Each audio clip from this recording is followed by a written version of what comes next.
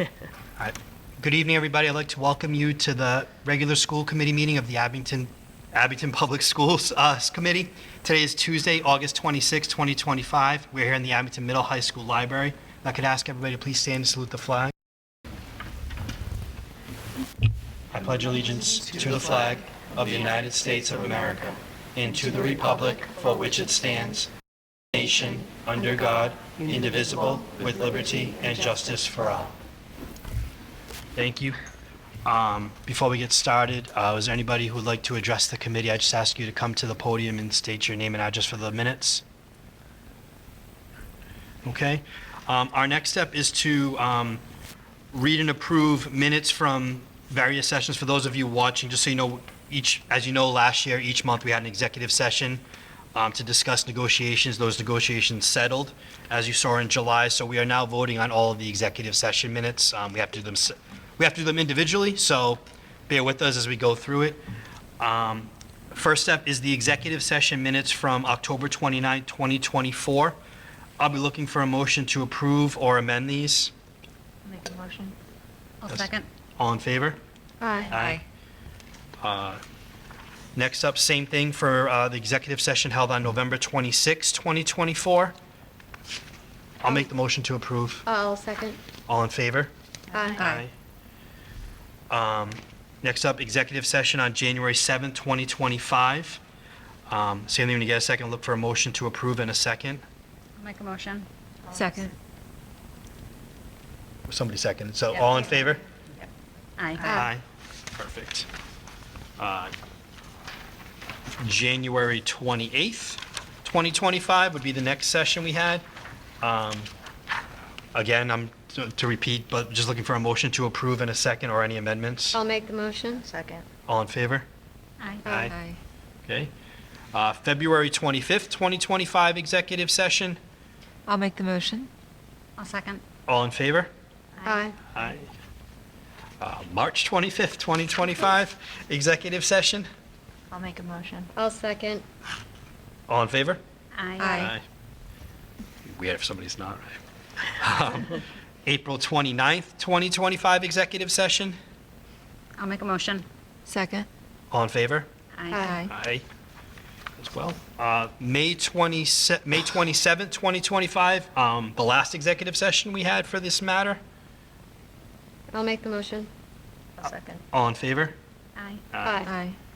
And the next set of minutes are for regular meetings that we had. So the first one is for our last meeting we had during the school year on June 17, 2025. If there's any amendments, if you get a chance to look it over, just looking for any motion to approve or amend anything that's in here. I'll make a motion to approve. I'll second. All in favor?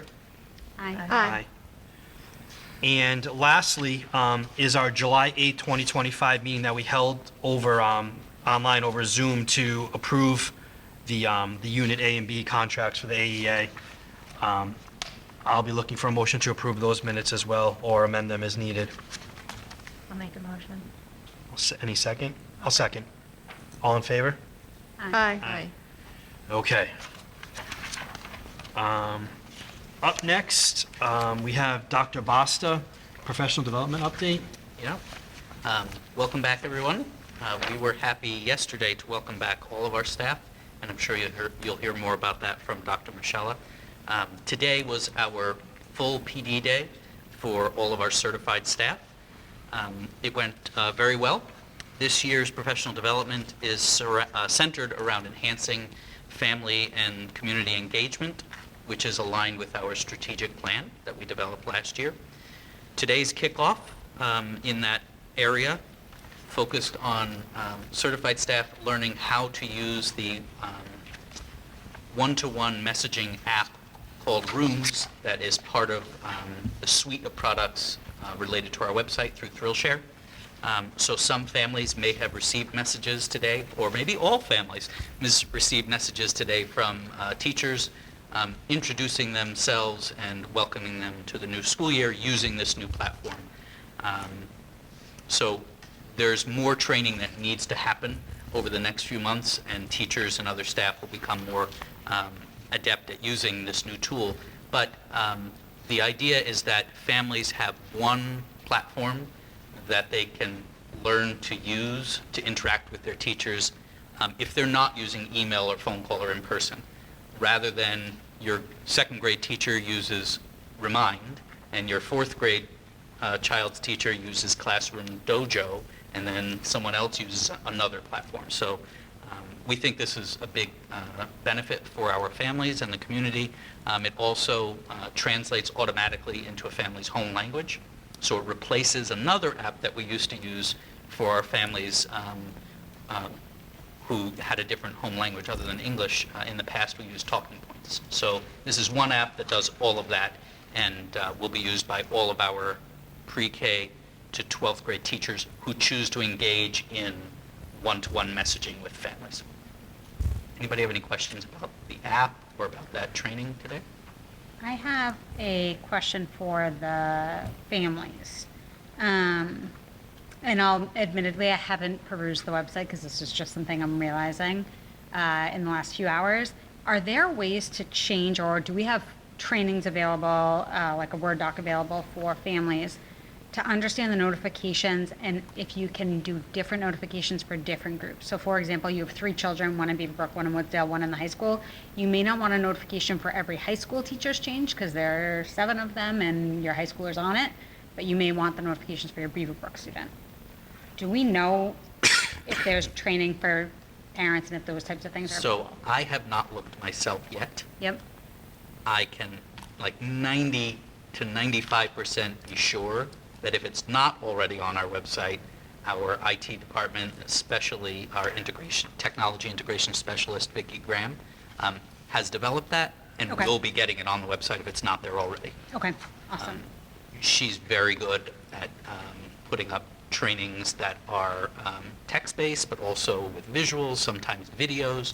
So I would be surprised if it's not there already, but I will check in with her tomorrow to see if that's in her plans, which I'm sure it is. Okay, yeah, and if we can proactively let families know that that's Mhm. available, because what she did with Aspen and things like that were awesome. I think it'd be helpful for rooms. Great. Good question. Anybody else? I have a quick one. It doesn't seem like it, but is there a way for parents to communicate back through rooms to the teacher? Mhm. Oh, there is? Okay, just same exact way? Yep. All right. Do they have to activate anything, or? They have to, I believe, they have to have the app on their phone, Mm-hmm. and I'm sorry, I meant more, do the teachers have to, like, approve it to come back to them? I don't think so. Okay, all right. I'm not 100% sure, but I don't think so. I Okay. think the purpose is for two-way communication. Okay, all right, thank you. Thank you.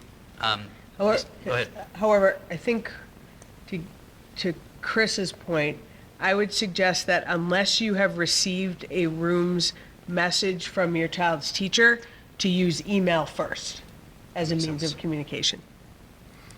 We just know that, our teachers will get the email. Mhm. No, it makes sense. Great. Later this afternoon, each staff moved away from the rooms training and focused on building-specific professional development. For example, Beaverbrook focused on collaborative learning. Woodsdale folks focused on active learning and classroom management. School improvement plan was an area of focus for the middle school, and the high school looked at academic and behavioral expectations among other things. And then the rest of the year will be our typical combination of building-based professional development based on staff and student needs, and some professional development that is departmental. So here at the middle high school, more directed by the department or the director, depending on the content area. Any questions about PD for the year? Can I ask a question on middle high school PD?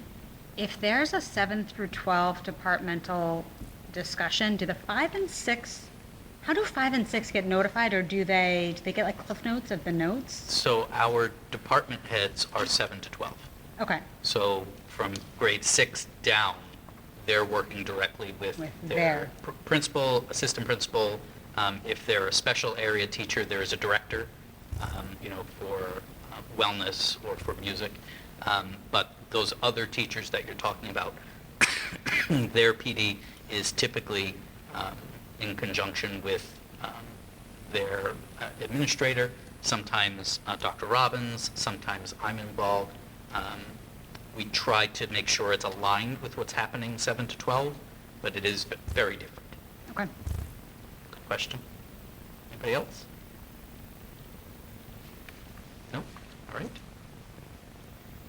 You want me to just keep going? Yeah, just keep going. All right. Summer curriculum update. Next up, we have our summer curriculum work that happens most summers. So this summer, we had several Abington educators engaged in curriculum development. The areas that they focused on were our ESL curriculum. Mathematics from grades 7 to 12 is still a work in progress, as you might remember from last year. So our math teachers, 7 to 12, collaborated on math, more units of study.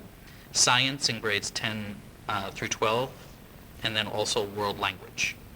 So each of those areas, there were departmental representatives that worked individually or in teams for a goal using templates, and those finished products are in the process right now of being reviewed by the directors or department heads, and then they come to me. They're uploaded into our online portal that all staff have access to, and that's it for curriculum work over the summer. Some of that work will continue during the year, this year during common planning time or faculty meeting time or PD days, especially world language, math, and wellness.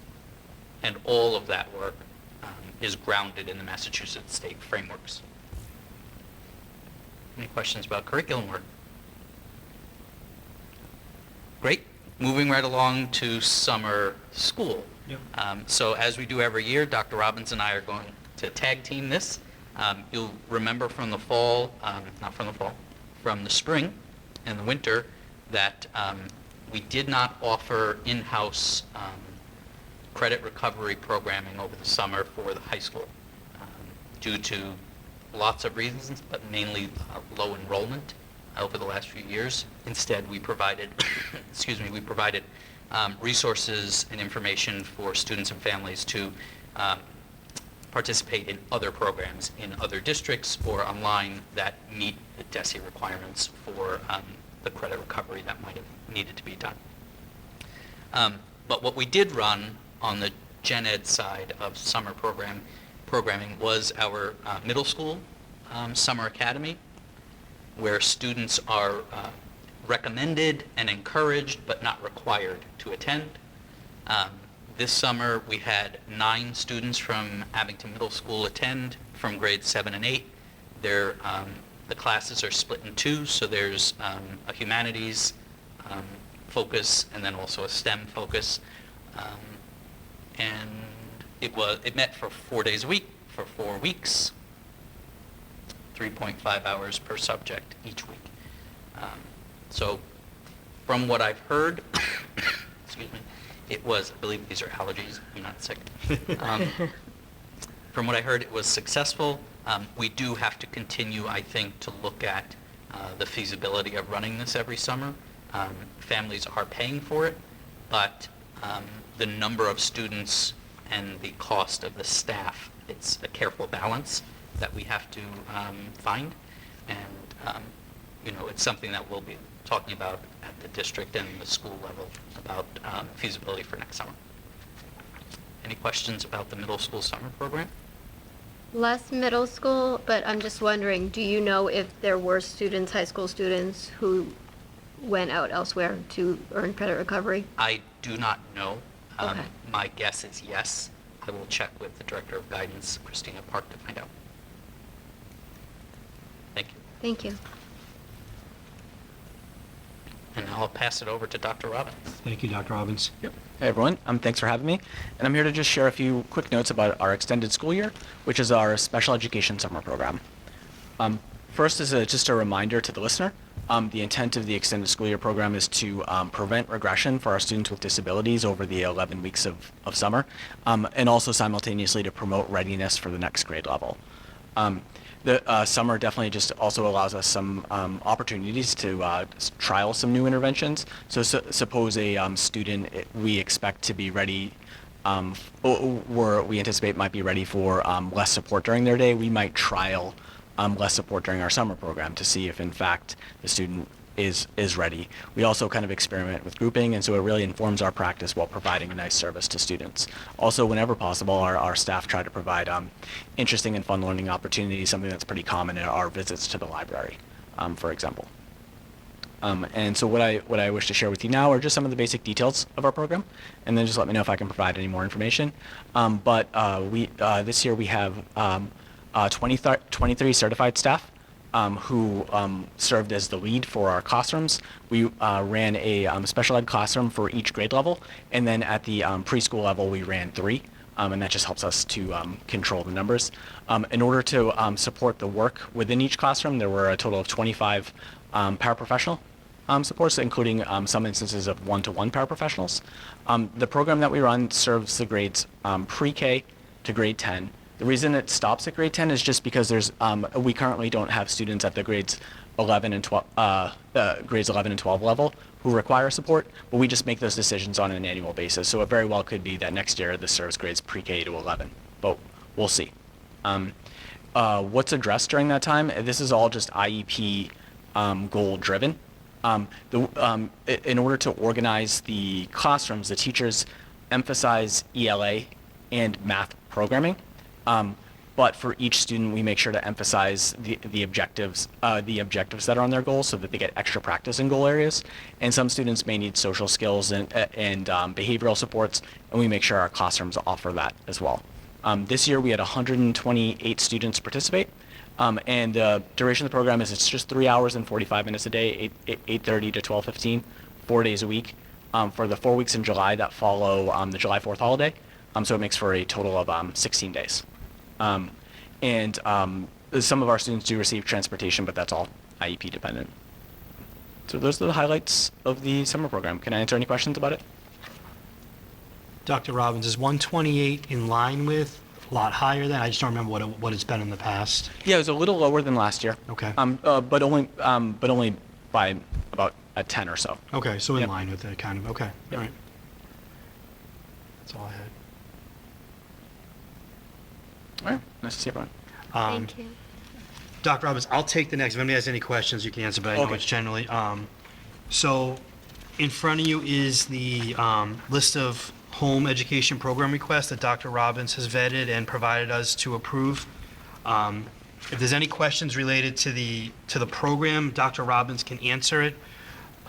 So I guess first, let me ask that. Are there any questions regarding it for Dr. Robbins before we move forward? No, okay. So I'll be looking for a motion to approve the recommended home education programs for this upcoming school year as presented in the packet. I can make the motion. Is there a second? I'll second. All in favor? Aye. So those are all set. Moving on, report of the superintendent, Dr. Felicia Michella. Thank you. I have a number of items for you tonight to consider. The first one is two job descriptions. We're amending our current head custodian job description for 201 Glenowitz Way to include operations manager with some additional responsibilities and now some shared responsibilities, and also for you to consider the night lead custodian job description that provides someone at night who has some more oversight of the night custodians. There are two amendments that I would like you to consider. The first one is that, maybe just one, sorry. The first one is under the night lead custodian, that they're evaluated by the building principal, the head custodian, and the director of maintenance. So to add in building principal.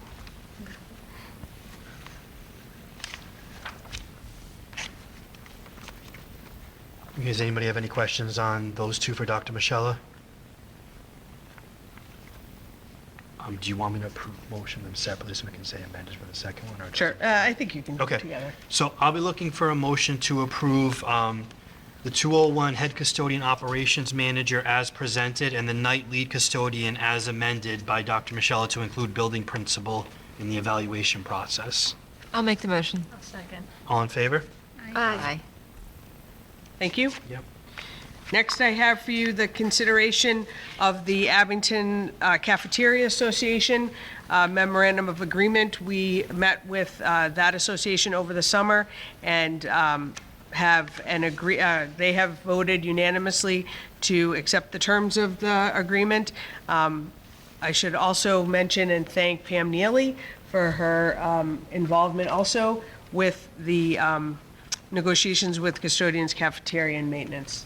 Didn't know if you wanted to add anything, Pam? Oh, no, I'm just satisfied that Thank you. everyone's happy. Great, thank you. So first, we have the Cafeteria Association. So I'll be looking for a motion to approve the contract proposal for the Abington School Cafeteria Association for fiscal year 2026 through fiscal year 2028 as presented. I'll make the motion. I'll second. All in favor? Aye. Aye. Thank you. Second one is the Abington Custodians Association Agreement. This incorporates the newly voted on night lead custodian in that, and also there's one amendment to this memorandum of agreement, and that's on page 3 of 4, to remove the note regarding the effectiveness of step 9 starting in a year and step 11 starting in a year, based on the fact that someone with experience might get hired at a higher step than step 1. Okay, perfect. Are there any questions for Dr. Michella? If not, I'll be looking for a motion to approve the contract proposal for the Abington School Custodians Association for fiscal year 26 through 28 as amended to remove the note on page 3 or 4 regarding step 9, 11, 13, and 15. Make a motion. Second. All in favor? Aye. Thank you. Yep. And the final agreement is between the school committee and the Abington Maintenance Association, and it's as presented. Okay. Does anybody have any questions for Dr. Michella on the maintenance contract? No? All right, so I'll be looking for a motion to approve the contract proposal for the Abington School Maintenance Association for fiscal year 26 through fiscal year 28 as presented. I'll make a motion. I'll second. All in favor? Aye. Thank you very much. Yep. I would like to also just acknowledge the Cafeteria Maintenance and Custodial Association, their continued support each and every day, and the hard work that they do each and every day in order to provide safe, clean, well-fed students. So, thank you. Next, I have consideration of proposed contract language that has been recommended by the Mass Association of I'm sorry. Proposed handbook language, I apologize.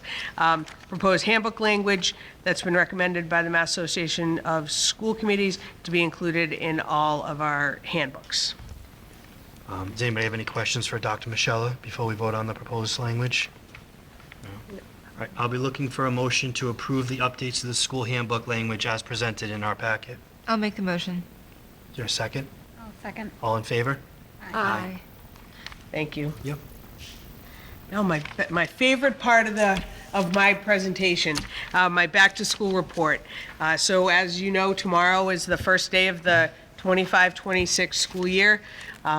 There's been, it feels like it's been a long summer with school getting out so early in June, but it also feels like a short summer because our schools and our employees are very busy in the summer getting us ready for this year and today, or tomorrow. So although I'm going to take a little bit of Sarah's thunder, there are some people that I do need to thank that help us get to where we are to open our doors tomorrow. I'd like to thank our continued partnership, thank the chiefs and our continued partnership with the Abington Police Department and the Abington Fire Department. They have been terrific to work with, and the relationships that we have built and sustained just keep our students safer. The building department, the Department of Public Works, and the leadership at Town Hall have also helped get us to where we need to be for the opening tomorrow. So thank you to those departments as well. Each and every day, from the day school gets out to till tomorrow morning, and then throughout the school year, our custodians and maintenance crews work tirelessly in 100-degree days with 90% humidity to get our buildings ready for tomorrow. So thank you to our custodians and our maintenance crews. Throughout the summer, our administrative assistants, central office administrative assistants, are making sure that students are registered, that schedules are complete, that lockers are assigned, that parents know how to drop off and pick up and how to drop off a bus application. Very busy offices over the last few weeks. And probably one of the most thankless jobs in the district is our transportation crew of Kathy, Christine, and Colleen, developing routes and making sure that all of our students have bus tags for tomorrow. And we transport about 1,300, we send out about 1,300 bus tags. So that's quite the undertaking to make sure that all students have a bus, have a stop, and can safely get to school. In terms of our staffing, we are about 98% fully staffed, 98% staffed.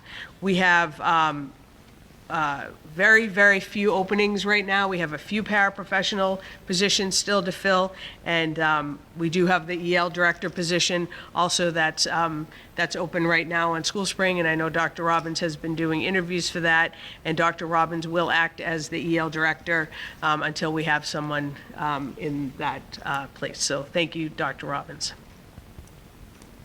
This year, we'll continue at the middle and high school with our very successful cell phone policy. Just to review, at the middle school, there is no cell phone use from the second they walk in the building till they leave at the end of the day. And at the high school, there's no cell phone or earbud use during instructional periods. So during class time or learning centers, there's no cell phone or earbud use, but during passing period and lunch, students can use a cell phone. Okay. Do you mind if I just Sure. ask you? So you said middle school and high school. Yep. It's beyond middle school, though. It correct? is, yes. Thank you. We are seeing more and more devices at the elementary level. This is a district-wide policy. We see a lot of wearable devices with our younger elementary students. And if there is a problem with a student wearing a wearable device, the principal will be in touch with the parents. If it's becoming a distraction, then we will ask that the student not wear the wearable device to school. I pleaded last year, I talked about this on my community chat, and I'm going to ask again, that if you need to get in touch with your child during the school day, please contact the school office. We are very good at getting messages out to children. If there's a change in pickup, if there's a change in schedule, please call the office and we'll get the message. You do not need to text or call your child during the school day. We'd also ask that if your child contacts you during the school day, I feel sick, can you come get me out of school? Please encourage them to go through the proper channels. If they don't feel well, they should go to the nurse and they can get dismissed from the nurse's office.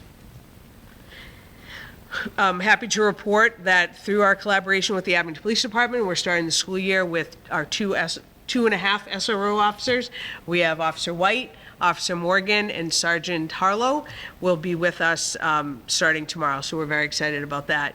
We had a very productive and fruitful meeting with the Abington Police Department yesterday, and they continue their commitment to our schools and the safety of our students and staff. And my last,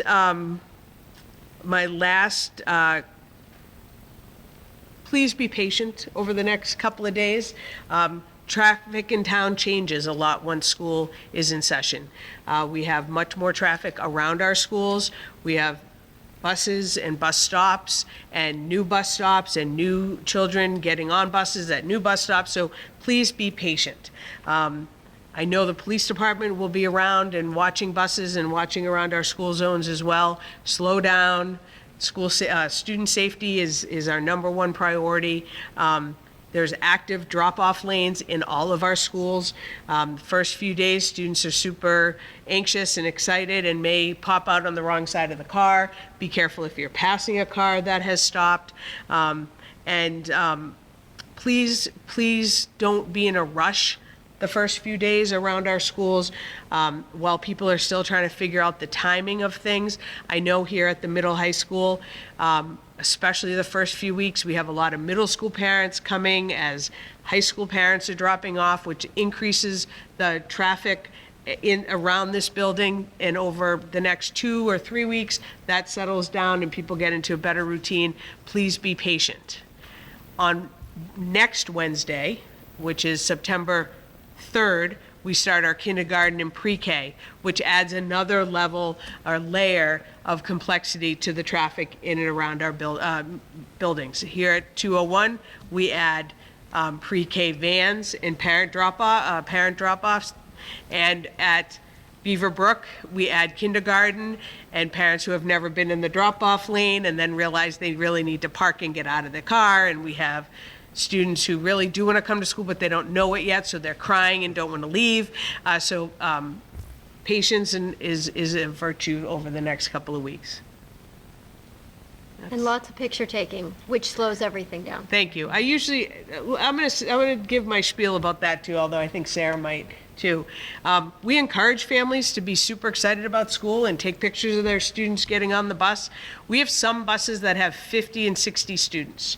So on the first day, if every parent takes a picture of their students getting on the bus, which is lovely, and Facebook gets plastered with those pictures, if each family at each stop is 30 seconds, that could add 25 minutes to the bus route. So please take your pictures, do it quickly, and know that the buses are going to be running late. They're going to be running late in the morning, and then at Beaver Brook, especially in the afternoon, they check every student onto their bus. So that takes a lot of time. Buses are going to be running late. We are most likely not going to send out messages the first couple of weeks because we know buses are late in the morning, late at night.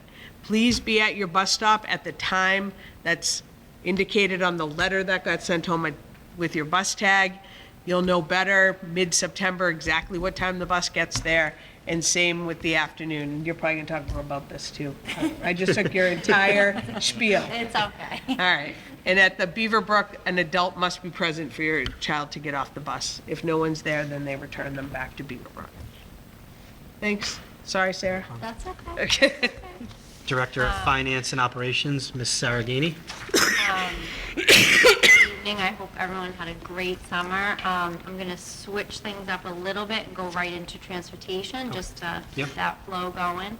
As we prepare to welcome our students back tomorrow, I'm going to provide a brief update on transportation. As Dr. Michelle said, we have around 1,300 riders this year, which is right in line with where we have been in the past couple of years. We did have a number of families come by yesterday and today to sign up for the bus. This continues to be difficult for our transportation department and the flow of their process. But with that being said, these new add-on students, they'll be worked into the routes over the next week, but do not have bus tags for tomorrow. While buses are very full, I want to assure everyone that we will be operating safely and within the limits of the specific buses that are being used. At this time, we do have a wait list for the middle school, which is a first for us. Right now, it's around 20 students. This wait list began on August 1st, and we've been adding to it since then. We did reach out to middle school families this week and asked if anybody would not be riding the bus to please let us know so we could take that seat for someone else. And I'm happy to report we have heard from families, so that is helpful. Our first and main priority is getting new students, new families to Abington on the bus for those who need it. And then other students from the wait list will be added onto buses as spots open up in the order that they were received. And we'll continue to monitor it as we go. This is new for us, but we're monitoring it and we'll see. I'm hopeful that as things shake out, more seats open up and we can get through that wait list. As Dr. Michelle said, I'd like to extend my sincere thanks to Colleen Greenlaw, Kathy Martin, and Christine Caliendo for their hard work and dedication in getting us to this point. Bus routing is a very thoughtful, intricate process. And at the end of the day, our focus is the safety of our students and making sure our students are starting out on the right foot, right at the beginning of the day, seeing that smiling face of their bus driver. Echoing Dr. Mashara, please expect delays tomorrow and Thursday. Drivers are familiarizing themselves with the routes. They're checking bus tags. They're taking extra time to make sure everybody is on board and safe. And also please expect delays next Wednesday, the 3rd, for the first day of kindergarten. That does definitely slow it down. Rightfully so, and then within a week or so, we should start to see more consistent timing. We kindly always ask for the community and families' continued patience and understanding as we work through the inevitable kinks that come along with bus routes. We will not make any major changes within the first 2 to 3 weeks. After that point, we get a clearer picture of what we're looking at, and then we'll start to make adjustments and tweak and improve. And so we just ask that, people be patient and wait and allow us to get the full picture before we make any major changes. And that is my update on transportation. Are there any questions? No, thank you for everything everybody did with it. Yeah. Harkens back to our June meeting of there are deadlines to apply for the bus, so Yep. Thank you for all the work done on that. Of course. So next up, we will go into our summer facility projects update. This will just be quick. A lot of work happens in the buildings over the summer in preparation for our return of staff and students. I would also like to thank Jason Lynn, Eddie Belcher, our head custodians, all of our custodial staff, DPW, police, fire, and the building department. Their commitment and hard work over the summer make a smooth, safe opening possible at the end of August. We couldn't do it without them. So in each building, as you know, a great deal of cleaning, repairs, and maintenance are completed to ensure our buildings are safe, clean, and welcoming for the new school year. This includes everything from deep cleaning, floor waxing, and all, into larger projects. We're working on updating lighting, hanging projectors in areas that didn't have them or needed a replacement. Lots of painting happened this summer, to freshen things up. And all of our preventative maintenance also takes place at all the buildings with all the various systems that we have throughout the buildings. We toured the buildings on Friday, and I have to say they were sparkling, and our head custodians were truly beaming with pride, and that was really nice to see. They take a lot of great pride in their buildings and have worked really hard this summer to make them look the best that they can. We get one chance at a great first impression for welcoming back our staff and students and families, and I think they knocked it out of the park. I'm really proud. So I'd like to thank them. And that's all that I have. Was there any questions? Great, thank you, Sarah. So up next, establishment of the next school committee meeting. It'll be on Tuesday, September 30th, 2025 at 6:30 p.m. right here in the library. The informational item, I think Dr. Boston just wanted to speak to it really quickly. Yeah, thanks for giving me a moment. Yep. In your packet is a press release from the governor's office announcing the PRISM 2 literacy grant recipients. You can see the administration awarded $9.3 million in PRISM 2 grants to 29 school districts. So out of 351, 29 received a portion of that grant funding, and Abington was very lucky And we are very happy to say that we received an award of $293,600 to support our pre-K to 5 English language arts curriculum review and improvement efforts. As part of that grant, we'll be working with a contact at DESE as well as a DESE-assigned coach who will walk us through the process of determining what our needs are in Abington, where we are right now with literacy instruction from pre-K to 5, which you've heard me talk about in the past as something that we knew that we needed to take a closer look at and make some improvements. And so we applied for this grant. We're happy that we received the grant. As I said, they will walk us through the process of determining where we are, what we need to do to support our students in the long term. The grant pays for several parts of the process, including the coaching, substitute coverage for teachers when we need to pull curriculum council members together during the school day. And then the largest portion of the grant will pay for up to 50% of a curriculum adoption. So that is huge for any district, especially in the times that we are in. This is something that we're very happy about, and we'll be working on it all year. And then the implementation would be for next year. Okay. Does anybody have any questions about the grant or about the process? Yes. I'm trying to figure out, is this this curriculum specific? No. Is PRISM, it's not a curriculum in and of itself? Nope. Oh, yay, okay. So this is funding for districts to go through the selection process Okay. on their own within DESE's framework. Okay, So we have to, we're going to go through an extensive process with the coach and with our team of educators, but I know that the selection has to come from a program that is rated by Curate, which is DESE's, it's similar to Ed Reports, if you've looked at that, where DESE has a group of educators that have been trained, that spend time every year reviewing curriculum programs and products that are out there to see if they meet the criteria that DESE has set in place. so presumably we wouldn't want to be adopting a curriculum that's not within that list. Exactly. So it's not predefined what we have to pick, but our choices are sort of predefined. So when we talk about the coaches, these coaches are more coming in to see where we're at and where we want to go and, Yeah.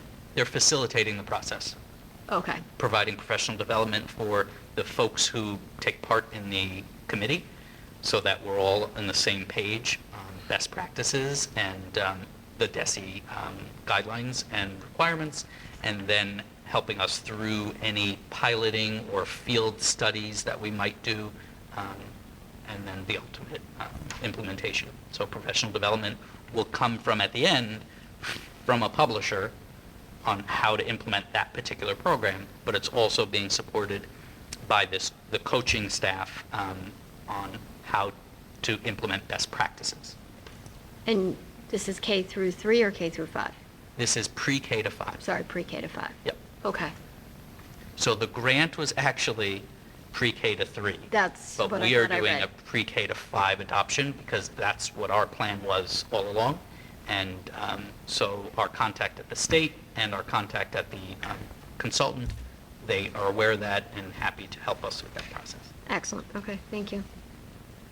Thank I you. have 2 questions if I could. The first is all of this needs to be spent this year, so we have to fully go through the process by June 30th for Correct. adoption. Okay. Yep. That feels fast, or is that normal? That's- That we do it it's in 1 normal. year? Yeah, it's about a year. Okay. Second question is, and I apologize, we probably talked about this at some point, pre-K through 5, what happens to 6?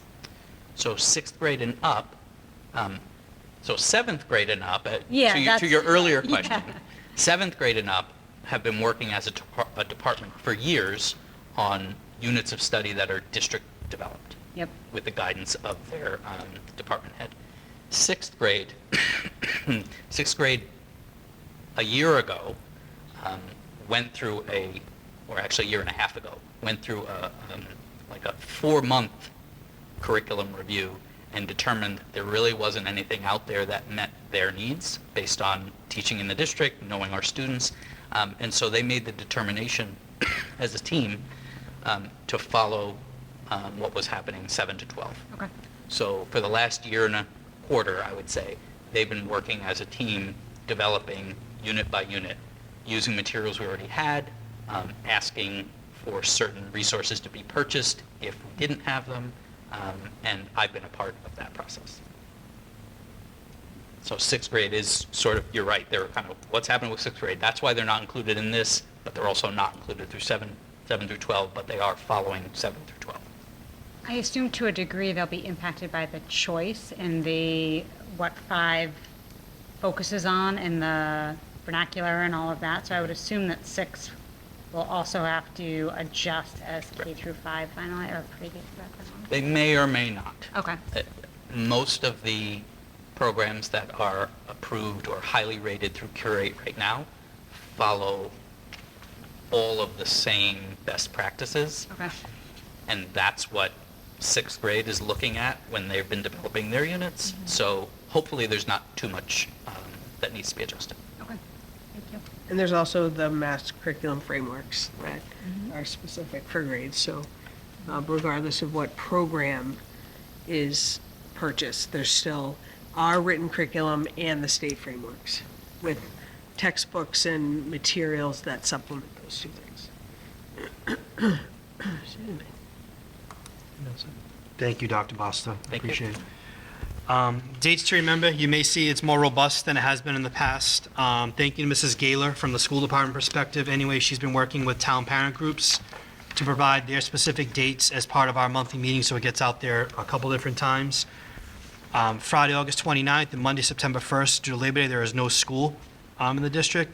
Tuesday, September 2nd, Woodsdale has their first PTO meeting in the cafeteria at 7.